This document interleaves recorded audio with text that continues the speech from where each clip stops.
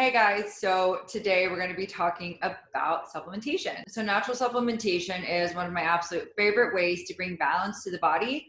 And Chinese medicine, or TCM, it states that also supplementation can support your life force, which is also known as qi.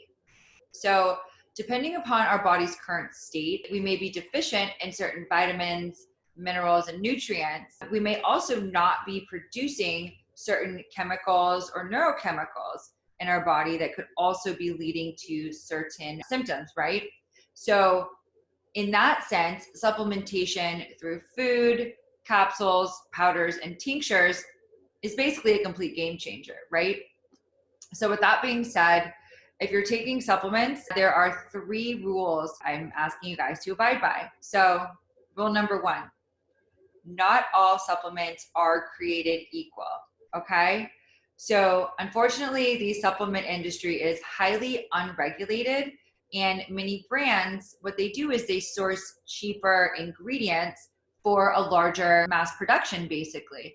And when they do that, that's skimping on efficacy, potency, and of course also bioavailability, which means just how much of that nutrient actually gets into the cell or to the target tissue to be used for what it is that it's being prescribed for.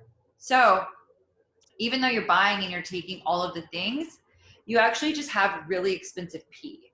So what we can do about that is take certain supplements that are, from a trusted source like your practitioner, and better yet, a company that has a naturopathic doctor or a functional practitioner on their board, or acting as their CMO or chief medical officer for the product formulation, right? So that's number 1. Number 2 is that not all supplements can be stored the same. So many supplements, they require storage in a dark, cool place, and some even need to be refrigerated. If that does not happen, or if supplements are in a hot warehouse or exposed to bright light, the oils can actually become rancid, and the aminos and enzymes will then become denatured. And what that means is that they render themselves basically useless. That being said, it's best to purchase from your practitioner as opposed to a larger reseller like an Amazon, so that your doctors can get your supplements from a trusted source.